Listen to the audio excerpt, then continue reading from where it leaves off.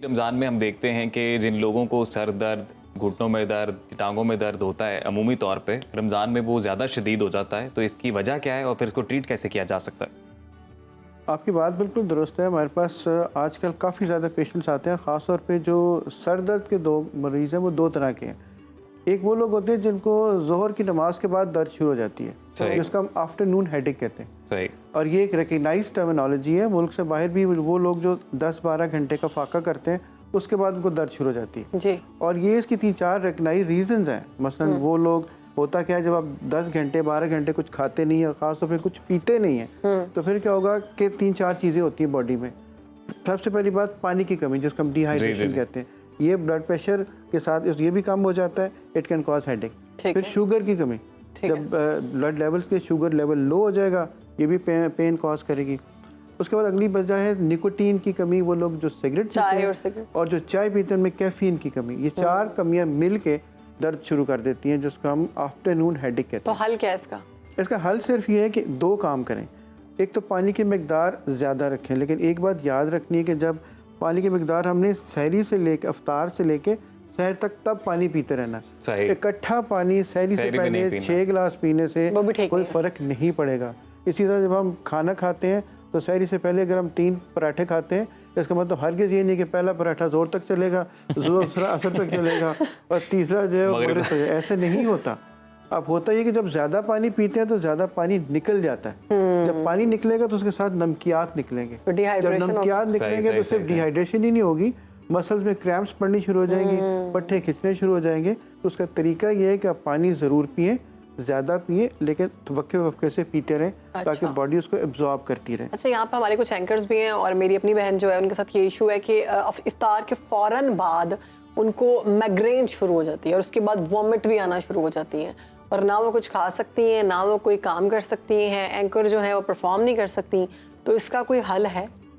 Migraine बहुत बुरी दर्द है और ये बदकिस्मती से 4 to 6 टाइम्स मोर फीमेल्स में पाई जाती है। और माइग्रेन होने से पहले अक्सर लोगों को पता चल जाता है कि मुझे दर्द होने वाली है। और वो फिर दर्द होती है, उसको हम ऑरा कहते हैं, फिर पेन का एपिसोड होता है, फिर उसके बाद में जो ख़त्म होने के बावजूद भी कुछ कन्फ्यूजन, कुछ बंदा फिट नहीं रहता जी। अच्छा, 2 चीज़ें हमने देखनी है कि एक तो जब दर्द शुरू हो जाए तो क्या करें। पहली बात है कि जब दर्द शुरू होने वाली हो, अगर आपको पता है कि मुझे किसी दवाई से आराम आ सकता है तो फ़ौरन बाद वो दवाई ले लें। चंद मुख्तलिफ दवाइयों के नाम जो यहाँ लेना मुनासिब नहीं। सही। नंबर 1। नंबर 2, जब दर्द शुरू हो जाए तो फिर क्या करें? फिर 2 काम कर सकते हैं। एक तो हम ये जो कनपट्टियाँ होती हैं इसको थोड़ा सा रब करें। नंबर 2, किसी ऐसी जगह पे चले जाएं जहाँ पे शोर कम हो, रोशनी कम हो, स्मेल कम हो, क्योंकि ये वो तमाम चीज़ें जो पेन बहुत ज़्यादा ये ट्रिगर करती हैं। स्ट्रॉन्ग स्मेल, उसके बाद रोशनी ज़्यादा, फ्लिकरिंग लाइट्स, इसके अलावा जहाँ पे शोर बहुत है, और फिर वो बंदा जिसको रेस्ट प्रॉपर नहीं मिला, जो सोया प्रॉपर नहीं है, फटीग्ड है, ओवर एक्सर्टेड है, स्ट्रेस में है, इन तमाम लोगों को माइग्रेन होने के चांसेस ज़्यादा होते हैं। ठीक। इस वक्त हमने उसको मैनेज करना है। जहाँ तक आई ट्रीटमेंट करने की बात, ये हम as a pain management specialist हम माइग्रेन को ट्रीट करते हैं कि लेटेस्ट थेरेपी जिसको हम ओजोन थेरेपी कहते हैं। अच्छा। वो हम करते हैं कि हम ये माइग्रेन जो ऑक्सीजन से वो ओजोन बनती है उसको हम स्किन में लगाते हैं, स्किन में हेड के ऊपर, स्किन के ऊपर लगाते हैं, अंदर नहीं, वो एब्जॉर्ब हो जाती है। माइग्रेन के पेशेंट्स को होता है कि उनको ऐसे लगता है जैसे हमारे सर के अंदर कोई मशीन चलना शुरू हो गई है या पट्टे खींचना शुरू हो गए। वो दोनों चीज़ें उससे बेहतर हो जाती हैं, क्योंकि ऑक्सीजन है, कोई साइड इफेक्ट नहीं है, कोई नुकसान नहीं है किसी किस्म का, उसका आफ्टर इफेक्ट। अच्छा, कुछ लोगों को आफ्टर डिलीवरी अगर बात की जाए सी सेक्शन की या फिर एनेस्थीसिया किसी भी ऑपरेशन में लगता है तो उसके बाद उनको हेडेक अटैक्स आते हैं और हमने कुछ केसेस देखे हैं कि सी सेक्शन के बाद अक्सर खवातीन को ये चीज़ का सामना होता है। तो इसका भी कोई इलाज है? जी बिल्कुल है। असल में होता है कि आमतौर के ऊपर जब भी नॉर्मल डिलीवरी, अब तो नॉर्मल डिलीवरी के ऊपर भी और बाज़ औक़ात सिजेरियन में एक इंजेक्शन लगाते हैं, उसको एपिड्यूरल कहते हैं जी। वो इंजेक्शन एपिड्यूरल के अपने बाज़ औक़ात साइड इफेक्ट्स हो जाते हैं, मोस्टली तो ये सक्सेसफुल होते हैं, लेकिन बाज़ औक़ात उससे हेडेक्स भी होती हैं और बाज़ औक़ात कमर में दर्द भी होती है जो मुस्तकिल रहती है।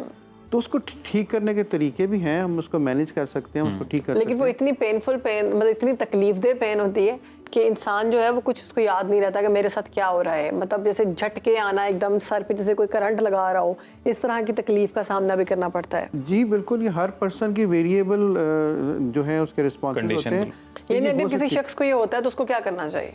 उसको पहली चीज़ तो है कि वहाँ पे 3-4 हम काम उनको कहते हैं। पहली बात, वहाँ पे आप एक कोल्ड मसाज करें। मसलन थोड़ी सी बर्फ़ लें, ठीक। उसको शॉपर में डालें, उसके ऊपर कपड़ा लपेटें और उसके ऊपर वहाँ पे ख़ास तौर पे अगर कमर में हो रही है तो वहाँ पे रख दें, सही। क्योंकि उससे थोड़ी सी थेरेपी से वो बेहतर हो जाती है। तो आजकल तो आइस पैक्स मिलते हैं, वो ले लें, वो ले लें। उसके बाद जो घर में रूटीन की जो आपके पास पेन किलर्स मिलती हैं वो खाएं। उनको इस्तेमाल करें।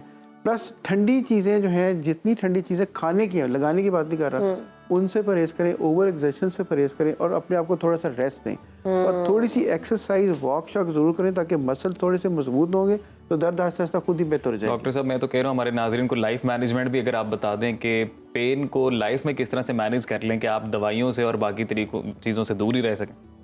सर जी, 2 काम याद रखें। मेरे पास जितने पेशेंट्स आते हैं उनसे मैं सबको बताता हूँ, उनसे 2 सवाल पूछता हूँ, आपसे भी पूछूंगा। पहली बात ये बताएं कि रेगुलर एक्सरसाइज कौन करता है? सही। 100 में से 90% जवाब होता है नहीं। नंबर 2, टाइम पे कौन सा होता है? 100 में से अगेन 90% जवाब होता है कि ये नहीं। यही लाइफ मैनेजमेंट है। अगर आप थोड़ी सी वॉक ही करने, कोई जिम जाने की और अगर स्विमिंग करने की या पार्क में जाने की टाइम नहीं है तो घर के अंदर छत के ऊपर गली में सड़क पे कुछ 10-15 मिनट वॉक तो हो सकती है। बिल्कुल। 20 मिनट्स वॉक इज इनफ।